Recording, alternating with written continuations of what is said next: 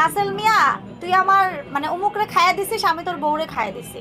যখন আমি তাকে পোস্টটা ডিলিট করতে বলি, যে কোনো পোস্ট রিমুভ করতে হলে তাকে টাকা বিকাশ করতে হয়।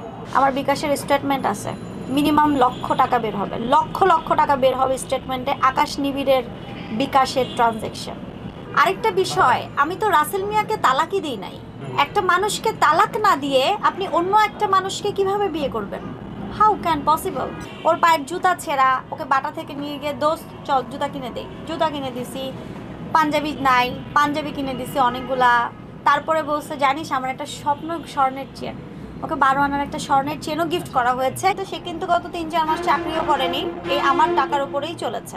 রাসেল মিয়ার সাথে যখন আমার ঝামেলা, তখনই কিন্তু সে নিজের স্বেচ্ছায় আমার বাসায় যান এবং আপনাদেরকে সাথে করে নিয়ে যান। এই স্বেচ্ছায় আমার বাসায় যাওয়া এবং আমার সাথে যে অন্যায় হয়েছিল, সেই অন্যায়ের জন্য কিন্তু রাসেল মিয়ার বিরুদ্ধে একদম যথাযথ ইতোমধ্যে চার্জশিটও চলে গেছে, হ্যাঁ, ট্রাইব্যুনালে। তো এটা কি বিচারাধীন আছে। তো সে কি করেছে, এই মামলার মাঝে সে টাকা খাওয়ার জন্য এবং টাকা মানে থাকে না যে তার প্রতি সেকেন্ডে, সে কিন্তু গত 3-4 মাস চাকরিও করেনি, এই আমার টাকার উপরেই চলেছে। সে কায়েস নামে একটা শিবির নেতাকে হায়ার করেছে টাকা দিয়ে, এবং সেই হায়ার করা শিবির নেতাকে দিয়ে কিন্তু আপনারা খেয়াল করলে দেখবেন যে কোরআন অবমাননার একটা মামলা করেছিল রাসেল মিয়া এবং হেলেনা জাহাঙ্গীরের বিরুদ্ধে, এবং যেই মামলার বাদী ছিল তারই বন্ধু কায়েস, যে কিনা মতিঝিল থানার খুবই নিজেকে শিবির নেতা হিসেবে দাবি করে, হ্যাঁ। এবং এই সুযোগটাই আকাশ নিবিড় নিল, টাকা পয়সা। এই লয়ারকে, আমার আইনজীবী সাথে আছেন, উনিও দেখেছেন যে এই লয়ারকে টাকা দিতে হবে, অমুক করতে হবে, তুমুক করতে হবে। দেখা গেছে আমার লয়ারের জন্য 50,000 টাকা নিয়ে গেছে, কিন্তু আমার লয়ারের হাতে পয়সা 30,000 টাকা, কারণ তখন তো আমার সেন্স কাজ করে নাই। হয়তো কোনো একটা এগ্রিমেন্টে, শান্তা বলো তুমি একটু। হ্যাঁ, তো এরকম আছে যে আমার এই লয়ারগুলোই ছিল তখন। তো দেখা গেছে যে 10 টাকার কথা, মানে খরচ 10 টাকা, সে আমার থেকে 30 টাকা 50 টাকা, মানে সে ফর এক্সাম্পল নিয়ে গেছে, কারণ তখন তো আমি মেন্টালি স্টেবল ছিলাম না, আমার সিচুয়েশন আপনারাও দেখেছেন। তো তার ফাঁদগুলো এরকম ছিল, এবং সে বলেছে রাসেল মিয়া আমাকে ব্ল্যাক ম্যাজিক করেছে। এটা আপনারা তারই বাণী, সে বিভিন্ন ইন্টারভিউতে বলছে রাসেল মিয়া আমাকে ব্ল্যাক ম্যাজিক করেছে, এবং এই ব্ল্যাক ম্যাজিকটা ছাড়িয়েছে তার বাবা, এবং তার বাবা নাকি একজন কবিরাজ, এবং এটা আমাকে নিয়ে ঝাড়ফু করিয়ে আমার কাছ থেকে সে একটা হাদিয়াও নিয়েছে, মোটা অঙ্কের একটা হাদিয়া নিয়েছে।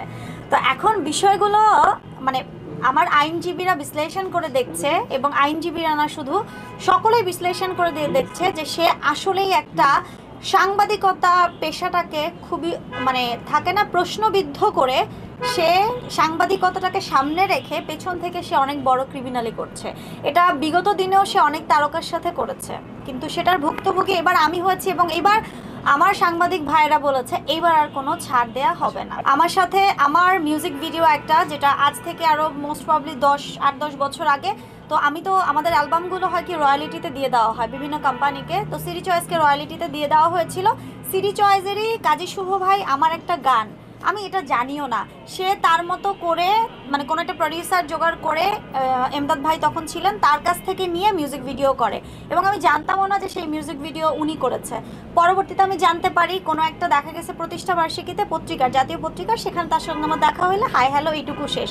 সে যে আমার অনেক ক্লোজ বন্ধু ছিল বিষয়টা তা না, চেনা জানা ছিল 7-8 বছরের, কিন্তু সে হঠাৎ করে যখন রাসেল মিয়ার কাণ্ডটা দেখতে পারলো তখন ছুটে আসছে। কারণ হচ্ছে একজন নায়িকা আছে, শারমিন বলছি, পরের নামটা বলছি না, সম্মানটা হানি করতে চাই না, সেই নায়িকার সাথে নাকি তার একটা সম্পর্ক ছিল, এবং সেই সম্পর্কটা ভাঙনের কারণ ছিল নাকি রাসেল মিয়া। রাসেল মিয়ার সাথে পরবর্তীতে তার আবার সম্পর্ক হয়। তো যেই কারণে ওর ক্ষোভ ছিল নাকি যে একটা, আপনারা দেখবেন যে ও পোস্ট করেছিল রাসেল মিয়া তুই আমার মানে অমুকরে খাইয়া দিছিস, আমি তোর বউরে খাইয়া দিছি।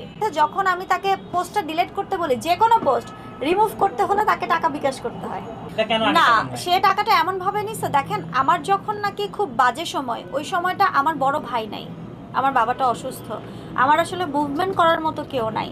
তো সেই সময়টা ও যেভাবে করে ছুটে আসছে, যে আমি হসপিটালে ছিলাম, সেখানে যাওয়া বা আদালতে যাওয়া, আমার লয়ারদের সাথে আমি কথা বলতে পারতেছি না অসুস্থতার জন্য, তাদের সাথে কথা বলা, বা কোর্টে কোনো কাগজটা পৌঁছায় দিতে হবে সেটা করা, এরকম উপকার যে করে, সে যে এক সময় আমার অপকার করবে এটা তো আমি জানতাম না, তাই না?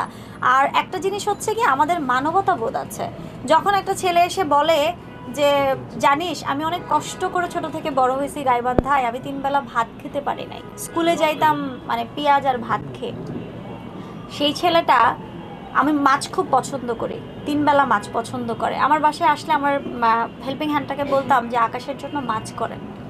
এটা মানে মায়া বলেন বা থাকে না একটা অন্যরকম জায়গা, কারণ আমরা তো ছোটবেলা থেকে আলহামদুলিল্লাহ ওয়েল স্ট্যাবলিশ পরিবার থেকে বড় হয়েছে, কিন্তু এই কথাটা যখন শুনেছি তখন ভেতরে কাজ করেছে। এবং দেখবেন ওর পায়ের জুতা ছেঁড়া, ওকে বাটা থেকে নিয়ে গিয়ে দোস্ত চল জুতা কিনে দেই, জুতা কিনে দিছি, পাঞ্জাবি নাই পাঞ্জাবি কিনে দিছি অনেকগুলা। তারপরে বলছে জানিস আমার একটা স্বপ্ন স্বর্ণের চেন, ওকে 12 আনার একটা স্বর্ণের চেনও গিফট করা হয়েছে। কারণ কি জানেন, আমার যে ব্যাগটা আছে না, এখন আমার যে হেল্পিং হ্যান্ড, ধরেন আমার ম্যানেজার, আমার অ্যাসিস্ট্যান্ট বা আমার যারা আছে, কেউ যদি আমার ব্যাগটা ক্যারি করে 1-2 মাস, যখন বলবে যে আমি না মানে গোল্ডের লাইফ করতে যাই, তো আমি আমার না গোল্ড অনেক শখ, আমার জীবনে যদি আমি একটা গোল্ড পড়তে পারতাম, ওই মোমেন্টে গিয়ে আমি ওকে একটা 12 আনার চেন দিই। কেন দিই? বন্ধুত্বের জায়গা থেকে, যে একটা মানুষ এটা চায়, আর আল্লাহ তো আমাকে সামর্থ্য দিছে, দেই না। আমাকে কিছুদিন আগে লাইক এই বছরের শুরুতে কিছু তারকা বলেছিলেন যে বর্ষা খুব কেয়ারফুল, ওর ছুরি মারতে সময় লাগে না।